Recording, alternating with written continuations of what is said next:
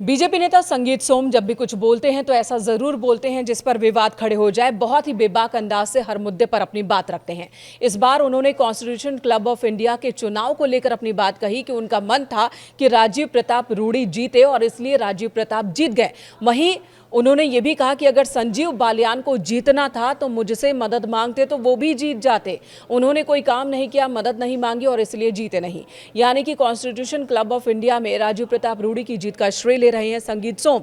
उनका कहना है कि राजीव प्रताप रूडी के लिए उन्होंने 100 से ज्यादा सांसदों, नेताओं से, विधायकों से बात की है, जिसके बाद ही राजीव प्रताप रूडी जीत पाए एक बार फिर। वहीं संजीव बालियान ऐसा कुछ भी नहीं करते दिखे, इसलिए उनका साथ इन्होंने नहीं दिया। तो जाहिर सी बात है कि संगीत सोम जो बेबाक अंदाज के लिए जाने जाते हैं, उनके इस बयान पर संजीव बालियान का रिएक्शन भी आएगा। हालांकि फिलहाल अभी तक रिएक्शन नहीं आया है। संजीव बालियान, संगीत सोम अक्सर ही कई मुद्दों पर आमने सामने दिखते हैं। दोनों के बीच मतभेद जग जाहिर होते रहे हैं।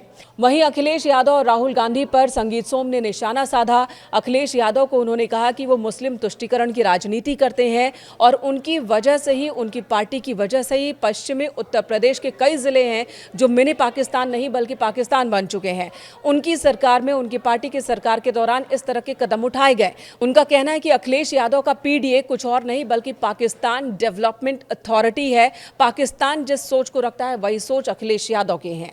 एक और बड़ी बात उन्होंने राहुल गांधी को लेकर कही। संगीत सोम का कहना है कि राहुल गांधी को पता ही नहीं होता कि उन्हें कहना क्या है। कुछ लोग जो बता देते हैं, राहुल गांधी कहते जाते हैं बिना मतलब समझे, और यही वजह है कि वो बार बार फ्लॉप हो रहे हैं। कई मुद्दों पर संगीत सोम ने न्यूज़ 18 के हमारे सहयोगी उमेश श्रीवास्तव के साथ बातचीत के दौरान अपनी बात रखी, अपनी राय रखी, जिस पर प्रतिक्रियाएं भी आने लगी हैं। कॉन्स्टिट्यूशनल क्लब ऑफ इंडिया का चुनाव समूचे देश में चर्चा का विषय बना हुआ है।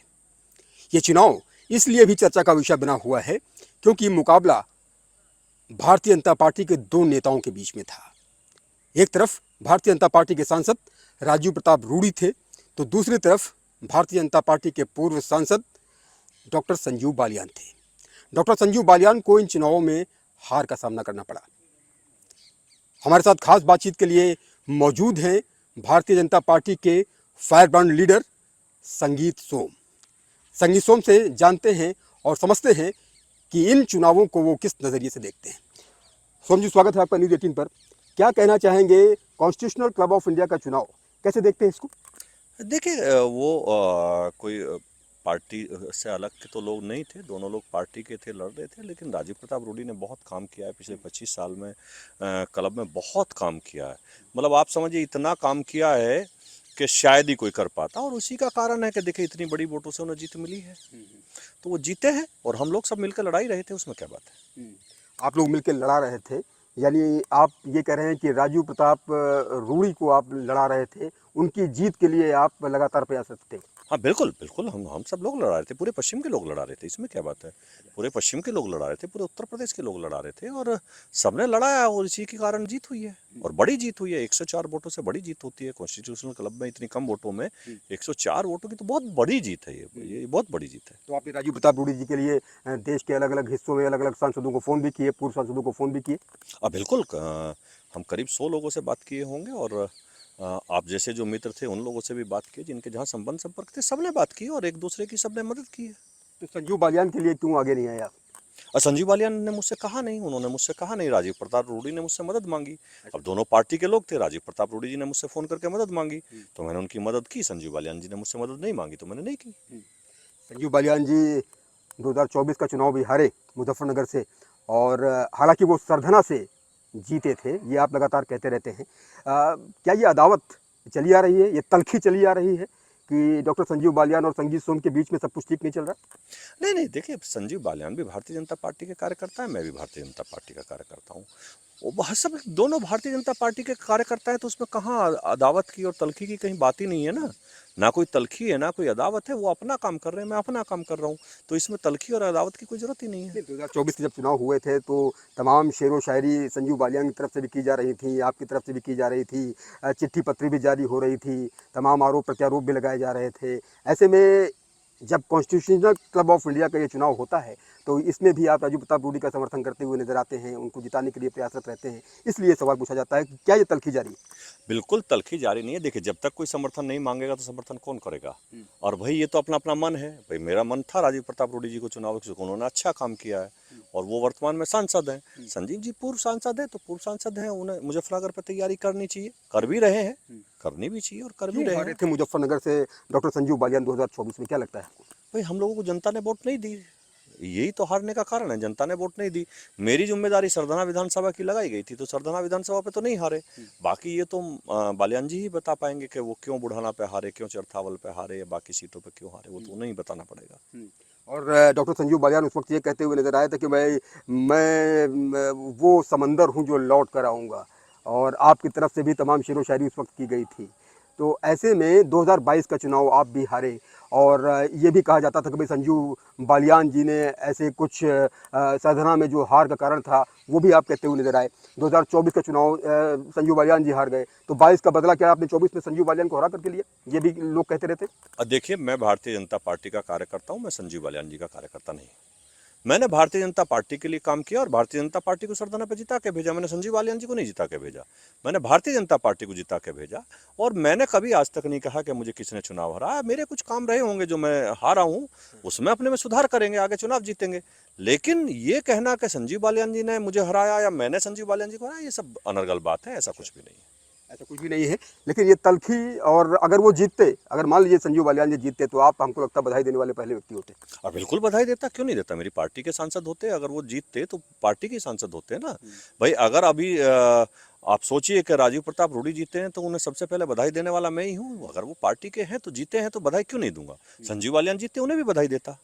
राजीव प्रताप रूडी को बधाई देने वालों के लिए तो तांता लग गया विपक्ष के नेताओं का। राहुल गांधी भी हाथ मिलाते हुए नजर आए, और तमाम अन्य नेता भी लगातार राजीव प्रताप रूडी की तारीफ करते हुए नजर आए।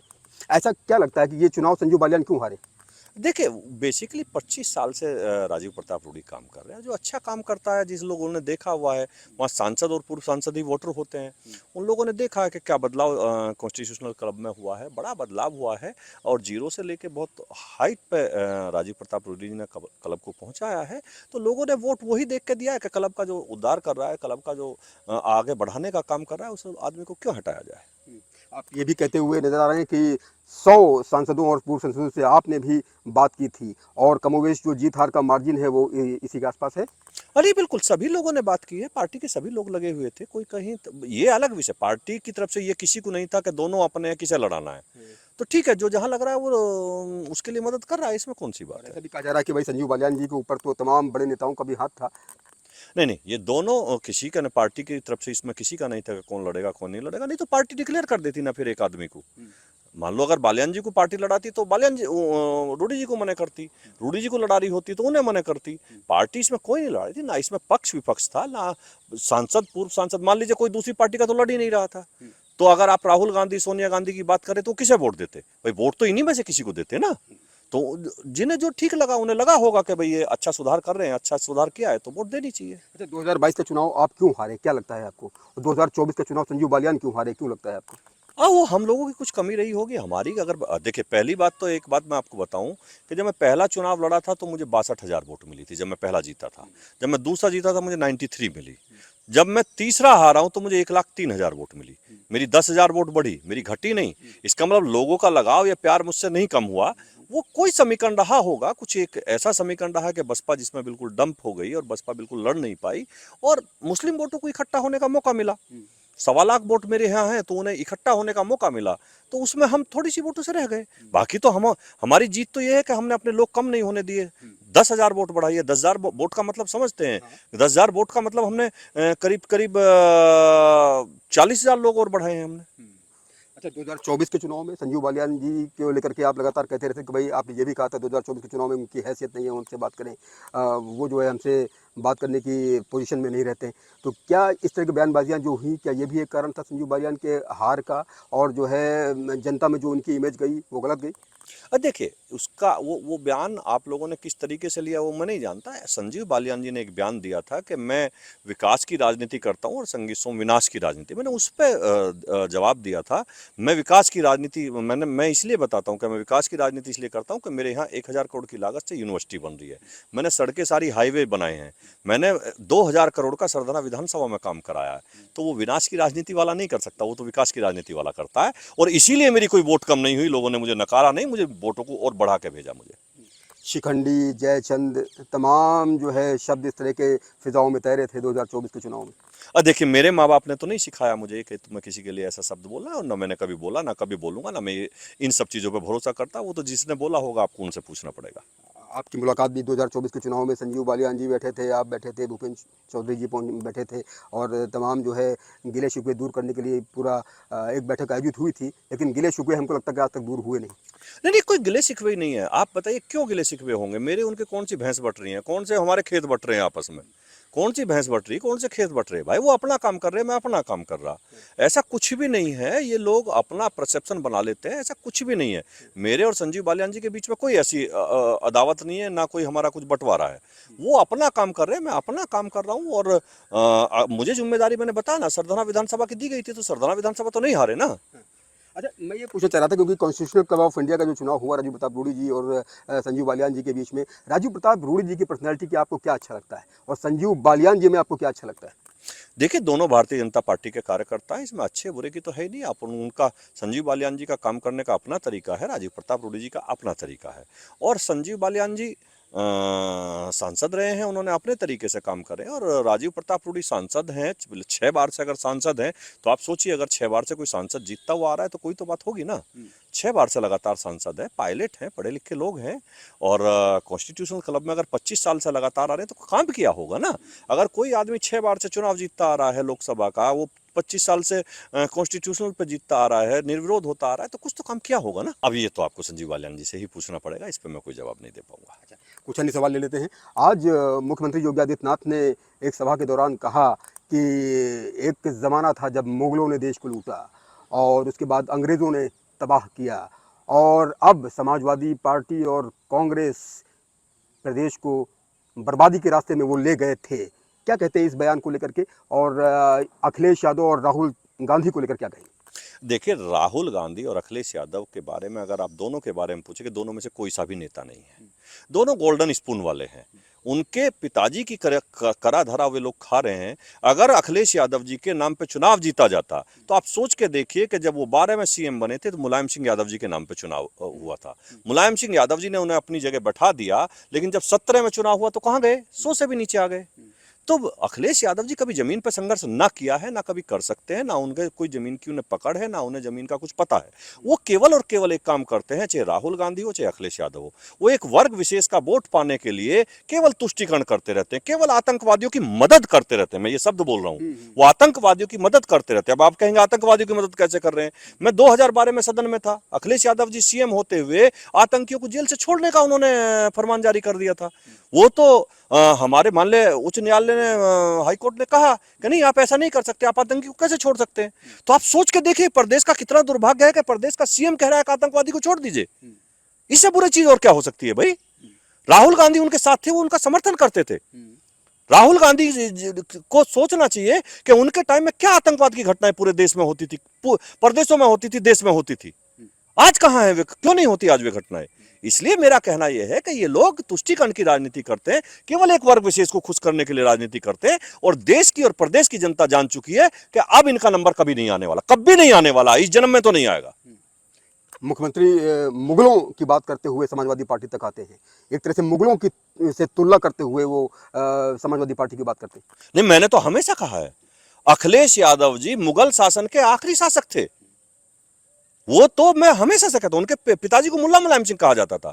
अखिलेश यादव वे हैं जिनके खूनों से, कारसेवकों के खूनों से हाथ रंगे हुए हैं। अखिलेश यादव वो हैं जिन्होंने काशी में साधुओं पे गोली चलवाई और लाठी बरसवाई थी, और उसके बाद कहते थे मैं गंगा में गया हूं और गंगा में जाके मैंने शुद्धिकरण कर लिया। बिल्कुल नहीं, वो गंगा भी जाके उन्होंने गंदी करी है। जिसके साधुओं के खून से हाथ रंगे हो, जिसके कारसेवकों के हाथ से खून रंगे हो, वो हिंदू कहने लायक है नहीं। कैसे हिंदू कहा जा सकता उन्हें? और जिस तरह से आजकल उनके तमाम एक्स पर पोस्ट आते रहते हैं, खासतौर से चुनाव आयोग को लेकर के वो तमाम बयानबाजी करते रहते हैं, लिखते रहते हैं, उसको लेकर आप क्या कहेंगे? जो रस्साकशी चल रही विपक्ष और चुनाव आयोग के बीच में, इसको लेकर क्या कहेंगे? देखिए चुनाव आयोग एक संवैधानिक संस्था है और इंडिपेंडेंट संस्था है। उस पर सवाल उठाना तो दुर्भाग्यपूर्ण बात है। ये देश के लोकतंत्र पे आप सवाल उठा रहे हैं। आपको देश के लोकतंत्र पे भरोसा नहीं है, आपको देश की आर्मी पे भरोसा नहीं है, आपको देश के लोगों पे भरोसा नहीं है, तो आखिर आप भरोसा किस पे करते हैं? देखिए इन्होंने एक पीडीए बनाया है। उस पीडीए की फुल फॉर्म है पाकिस्तान डेवलपमेंट अथॉरिटी। ये केवल वहां की भाषा बोलते हैं ना, जो पाकिस्तान से डायरेक्शन मिलते हैं ये वही बोलते रहते हैं, इसके अलावा ये कुछ बोलते ही नहीं है। बहुत बड़ी बात कह रहे हैं आप, पाकिस्तान डेवलपमेंट अथॉरिटी। मैं कह रहा हूं ना, पाकिस्तान डेवलपमेंट अथॉरिटी, और ये पाकिस्तान से डायरेक्शन लेते हैं तब बोलते हैं दोनों नेता, चाहे अखिलेश यादव हो, चाहे पश्चिम बंगाल में बैठी हुई ममता हो, चाहे राहुल गांधी हो, ये वहीं से डायरेक्शन लेते हैं और कहीं से डायरेक्शन नहीं मिलता इन्हें। और आप कभी कभी जो बॉर्डर वाले जिले हैं उनको मिनी पाकिस्तान भी कहते हुए नजर आते हैं। अब मिनी नहीं रह गए हैं, अब फुल पाकिस्तान है। आप सोच के देखिए, 11 साल पिछले 10 साल में 11% से देश की आबादी बढ़नी चाहिए, लेकिन बॉर्डर के जिलों पे 33% आबादी बढ़ी है, और 33% में से आप जाके देखिए कि 95% एक ही वर्ग की आबादी है। ये देश के लिए बहुत खतरा पैदा कर रहे हैं। ये देश के प्रधानमंत्री जी ने आपने देखा लाल किले से बोला है कि देश की जिस तरीके से डेमोग्राफी बदल रही है वो देश के लिए अच्छा नहीं है। तो आप सोच के देखिए, अगर देश के प्रधानमंत्री लाल किले से किसी बात को बोल रहे हैं, आप चले के जाइए ना। आप बंगाल के बॉर्डर देखिए, आप उत्तराखंड के बॉर्डर देखिए, आप पड़ोस में बॉर्डर देखिए, आप और दूर क्यों जाते हैं साहब, आप बिहार के बॉर्डर देख लीजिए। ये हालत है कि आज वहां से निकलना मुश्किल हो गया, पूरे बॉर्डरों पे कब्जा होता जा रहा है साहब। पश्चिमी उत्तर प्रदेश, पश्चिमी उत्तर प्रदेश में हमेशा से कहता हूं ये पाकिस्तान बन चुका है भाई। एक एक जिले में 40-40%, 45-45%, 50%, 55% एक वर्ग के लोग हो गए हैं। जबकि देश का जब बंटवारा हुआ था तो आपको भी पता है कि देश का बंटवारा धार्मिक आधार पर हुआ था कि एक वर्ग के लोग पाकिस्तान में रहेंगे और दूसरे वर्ग के लोग भारत में रहेंगे। तो क्या करें यहाँ के लोग? क्या करें मुसलमान? मुझे तो लगता है कि जिस तरीके से बंटवारा हुआ था वही रहना चाहिए, और देश के मुसलमानों को उधर रहना चाहिए और हिंदुओं को इधर रहना चाहिए।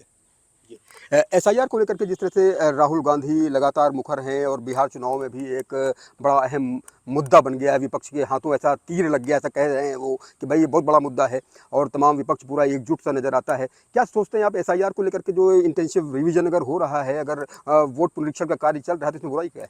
देखिए इसमें आप एक बात समझिए, इन लोगों को पहले तो ईवीएम चिल्लाते थे, और ये जहां जीत जाते हैं वहां इन्हें ईवीएम याद नहीं आती। अब सच्चाई क्या है कि देखिए, जैसा मैं अभी बता रहा था कि ये जो बॉर्डर के जिले और ये जो लोग बॉर्डर पार करके आ रहे हैं उनकी वोट बन रही है, ये उनकी वोट कट रही है, तो उससे इन्हें दिक्कत हो रही है।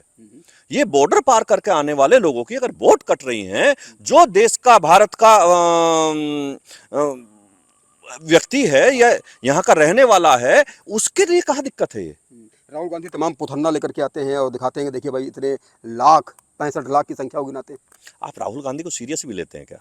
अरे एलओटी है, अरे कहाँ, आप छोड़िए राहुल गांधी की क्या बात नेता कर रहे हैं। प्रतिपक्ष है। राहुल गांधी को पता ही नहीं है क्या बोलना है क्या नहीं बोलना है। वो तो एक नहीं कहना चाहिए कार्टून है, और कार्टून के तरीके से बात करते रहते हैं। और इससे पहले जितने भी जो है मुद्दे उठाए गए, चाहे वो राफेल का मुद्दा हो, चाहे तमाम अन्य शब्दों को लेकर के जिस तरह से शाब्दिक सीमा को उल्लंघे, कई बार सुप्रीम कोर्ट में माफ़ी भी मांगी। वो मैं यही तो कह रहा हूँ, वो सुप्रीम कोर्ट में माफी मांग लेते हैं, वो इधर माफी मांग लेते हैं। उन्हें ये पता ही नहीं है बोलना क्या है। इन्हीं बोलने से आज कांग्रेस खत्म हो गई है, और जो बची कुछ है ये भी खत्म हो जाएगी। राहुल गांधी रहेंगे तो ये भी खत्म हो जाएगी। समाजवादी पार्टी अखिलेश यादव जी के रहते हुए खत्म हो जाएगी, और कांग्रेस राहुल गांधी के, उन्हें जरूरत ही नहीं है किसी की, उन्हें किसी की जरूरत ही नहीं है। इन्हीं दोनों के रहते हुए ये पार्टी खत्म हो जाएंगी, आप देख लेना। यूपी पर आते हैं। शाहजहांपुर की एक तहसील है जलालाबाद, और उसका नाम अब बदल करके परशुरामपुरी के नाम से रखा जा रहा है, और केंद्र सरकार से इसकी मंजूरी भी मिल गई है। कैसे देखते हैं इसको?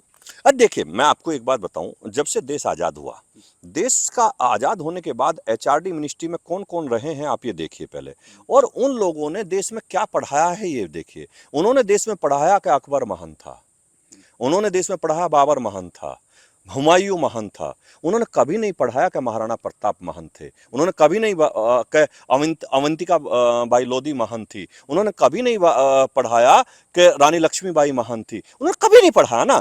जो महान थे उन्हें नहीं, जो आक्रांता थे, आतंकी थे, देश को लूटने वाले थे, उन्हें महान बताने का काम किया। और उन्हीं लोगों ने इन शहरकार कस्बों का नाम रखने का काम किया था। वो चाहे अकबर हो, बाबर हो, हुमायूं हो, इन्हीं लोगों ने रखने का काम किया था। अगर आज इतिहास को ठीक से सुधारा जा रहा है तो इसमें क्या दिक्कत है? इतिहास लोगों को ठीक से बताया जा रहा है तो क्या दिक्कत है? इसमें किसी को भी क्यों दिक्कत है भाई? अच्छा, मुरादाबाद में भी एक मामला सामने आया है जिसमें ये कहा गया कि भाई जो मुस्लिम बैंड बाजे वाले हैं वो हिंदू देवी देवताओं के नाम पर अपने बैंड बाजा को चलाते हैं और मुख्यमंत्री पोर्टल पर बाकायदा इसकी शिकायत की गई है और वहाँ से निर्देश भी दिए गए हैं। क्या कहेंगे इस विषय को लेकर? देखिए, उन्हें बजाना चाहिए, लेकिन उस बजाने में एक शर्त है। अगर वो कोई, आप सोच के देखिए, आप शिव की पूजा कैसे कर सकते हैं? आप शिव के भजन कैसे गा सकते हैं जिसके बारे में आपको जानकारी नहीं है? उन्हें बजाना चाहिए, लेकिन पहले उन्हें जाके गंगा में स्नान करना चाहिए, गंगा में स्नान करके शिव की उपासना करना चाहिए, अपना धर्म परिवर्तन करना चाहिए और तब बजाना चाहिए। इसके अलावा उन्हें नहीं बजाना चाहिए। अच्छा, बरेली में उर्स के दौरान कुछ नारे फिर एक बार चर्चा में आए, सिर तन से जुदा। इसको लेकर के क्या कहेंगे? अभी आज की ही बात है। कुछ नहीं कर पाएंगे, आप निश्चित रहिए, इनका सबका इलाज हो जाएगा, ठोक के इन्हें जेल भेजा जाएगा कि कुछ नहीं कर पाएंगे।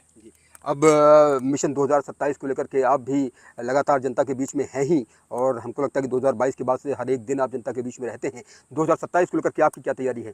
टिकट मिलने वाला है? देखिए, टिकट मिलने वाला है ये तो भारतीय जनता पार्टी में कोई नहीं बताएगा, लेकिन मैं सरधना पे चुनाव लड़ रहा हूँ, इतना मुझे पता है। मैं सरधना पे चुनाव लड़ूंगा, 1 लाख वोटों से पब्लिक यहाँ के चुनाव जिताएगी और उत्तर प्रदेश में 300 प्लस सीटों के साथ भारतीय जनता पार्टी सरकार बनाएगी। जयंत चौधरी को लेकर के आप क्या सोचते हैं? जयंत चौधरी अच्छे लीडर हैं, बड़े लीडर हैं और लोकदल के राष्ट्रीय अध्यक्ष हैं, बड़े लीडर हैं और उस पार्टी के लीडर हैं कि जिस पार्टी ने देश को प्रधानमंत्री और मुख्यमंत्री दिए हैं। कुछ लोग उन्हें 1.5 जिले की, 2 जिले की, 2.5 जिले की पार्टी ऐसे शब्दों से नवाजते हुए नजर आते हैं। अब जो वो कहते हैं वो मुझे उनकी बात उचित नहीं लगती कि आप किसी को 1.5 जिले की पार्टी बताओ, 2 जिले की पार्टी बताओ, और अगर ऐसा कोई बताता है तो मुझे लगता है उसे गलतफहमी है। भूपेंद्र चौधरी जी ने आज एक बयान दिया है। उन्होंने कहा कि भाई डिम्पल यादव 2012 में निर्विरोध चुनाव जीती थी कन्नौज से और तमाम जो है बातें उसको लेकर के भी कही जा रही। वो लोकतंत्र की हत्या हुई थी, लोगों को जाने नहीं दिया गया था, पर्चा नहीं भरने दिया गया था, समाजवादी पार्टी की सरकार थी, लोगों को वहां तक पहुंचने नहीं दिया गया था, रास्ते में से अपहरण कर लिए गए थे, रास्ते में बैरियर लगाकर लोगों को रोक दिया गया था। वो तो लोकतंत्र की हत्या हुई थी और ध्यान उसी पर देना चाहिए ना। अखिलेश यादव जी और राहुल गांधी अगर कोई बात कर रहे हैं तो देखना चाहिए कि लोकतंत्र की हत्या आपने किस तरीके से की थी। आप तो बोलने लायक भी नहीं है भाई। पूजा पाल को लेकर क्या कहेंगे? जिस तरह से उन्होंने सत्र के दौरान लगातार मुख्यमंत्री योगी आदित्यनाथ की तारीफ की और वो अपने पुराने दिनों को भी याद करती हुई नजर आई कि कैसे राजू पाल की हत्या हुई थी, अतीक अहमद और अशरफ पर जिस तरह से इस पूरे मामले का इल्ज़ाम लगा था। क्या कहते हैं? पूजा पाल की जो अंदर की बातें हैं वो अब जग जाहिर करती हुई नजर आती हैं और साफ बता रही हैं और अखिलेश ने उनको पार्टी से निकाल दिया। देखिए, मैंने आपको अभी बताया ना कि अखिलेश यादव किसी भी, वो पीडीए बनाते हैं, वो पाकिस्तान डेवलपमेंट अथॉरिटी है, उनका अति पिछड़ों से कोई लगाव नहीं, वो नफरत करते हैं। वो केवल अगर लगाव करते हैं तो कि एक वर्ग विशेष से करते हैं और वो करते हैं मुसलमान से, वो बाकी किसी से कोई उनका लगाव नहीं है। आप सोच के देखिए, अतीक अहमद, मुख्तार अंसारी, दाऊद इब्राहिम, शहाबुद्दीन, जितने को इनके सबके लिंक एक दूसरे से मिलेंगे, आप इनकी जांच कराइए, सबके एक दूसरे से लिंक मिलेंगे। और अखिलेश यादव और उनके पिताजी उन्हीं से लगाव करते हैं, उन्हीं को लगाव करते हैं, उन्हीं की बात करते हैं। और आज अतीक अहमद जैसे लोग, आप सोच के देखिए, क्या एक गरीब परिवार का बच्चा, लड़का विधायक नहीं बन सकता, सांसद नहीं बन सकता? अगर पाल समाज का एक व्यक्ति, पूजा पाल का पति अगर विधायक बना तो इसमें क्या दोष था? पब्लिक ने बनाया था ना। लेकिन अतीक अहमद ने चौराहे पे लटका के हत्या की, इतनी गोली मारी कि आज तक पुलिस नहीं गिन पाई कि कितनी गोली मारी है। अगर पूजा पाल को आज न्याय मिला है तो अखिलेश यादव को क्यों दर्द हो रहा है? किस बात का दर्द है उन्हें? उन्हें अतीक अहमद से लगाव है, पूजा पाल से लगाव नहीं है, इसीलिए पूजा पाल को उन्होंने निकाला है। एक अन्य सवाल लेते हैं। देश में जिस तरह से संसद में अमित शाह जी ने 130वां संविधान संशोधन बिल रखा, उसको लेकर के भी विपक्ष है तोबा मचाता हुआ नजर आ रहा है कि भाई ऐसा कैसे कर देंगे कि 30 दिन के बाद 31 डे अपने आप ही वो इस्तीफा माना जाएगा? आप बताइए, आपको ये अच्छा लगेगा, देश के लोगों को अच्छा लगेगा कि जेल में एक आदमी रहे और वो सरकार चलाए? कैसे चला सकता है जेल में रह के सरकार आदमी? ये तो बहुत पहले हो जाना चाहिए था। और माननीय अमित शाह जी और मोदी जी के जो द्वारा ये एक प्रस्ताव लाया गया है, ये सराहनीय कदम है और ये इतना अच्छा कदम है। आप सोच के देखिए ना, अभी 6 महीने केजरीवाल जेल रहे और उन्होंने जेल 6 महीने से क्या क्या प्रदेश का नुकसान हुआ ना। नहीं, सवाल तो ये भी उठता है कि अगर कोई आम आदमी के लिए जो कानून है, अगर कोई चपरासी जेल चला जाता है तो उसकी नौकरी तत्काल प्रभाव से चली जाएगी, बर्खास्त कर दिया जाएगा। लेकिन जब कोई नेता या फिर पीएम सीएम, जो ये बिल लाया जा रहा है इसीलिए लाया जा रहा है कि सब समान है, एक ही कानून है। तो मैंने आपको बताया ना, अखिलेश यादव हो या चाहे राहुल गांधी हो, इनका आम जनता से मतलब क्या है? ये तो क्रीमी लेयर वाले ऊपर वाले लोग हैं, इन्हें ऊपर वालों से मतलब है, इन्हें नीचे वालों से मतलब कहाँ है? और 2027 में भारतीय जनता पार्टी प्रचंड बहुमत से एक बार फिर सरकार बनाएगी। प्रचंड बहुमत से 300 प्लस सीटों के साथ भारतीय जनता पार्टी उत्तर प्रदेश में सरकार बनाएगी और चौथी बार प्रदेश में सरकार बनाएगी। आप निश्चित समझ लेना, ना देश में ना प्रदेश में 25 से 30 साल कहीं सरकार नहीं जा रही है। बहुत बहुत धन्यवाद आपका संगीत सोम जी, भारतीय जनता पार्टी के फायर ब्रांड नेता, जो उन्होंने हर सवाल का बेबाकी से जवाब दिया। खासतौर से कॉन्स्टिट्यूशनल क्लब ऑफ इंडिया के चुनाव को लेकर के उन्होंने हर बात मुखर तरीके से रखी और उन्होंने अखिलेश यादव पर, राहुल गांधी पर शाब्दिक तीर चलाए। 2027 को लेकर सरधना के पूर्व विधायक, भारतीय जनता पार्टी के फायर ब्रांड नेता अभी से तैयारियों में जुटे हुए हैं और वो कह रहे हैं, दावा कर रहे हैं कि 2027 में एक बार फिर से वो विधायक बनेंगे और जनता की सेवा ऐसे ही करते रहेंगे। अपने कैमरा सहयोगी प्रेम के साथ उमेश श्रीवास्तव, न्यूज़ 18 मेरठ।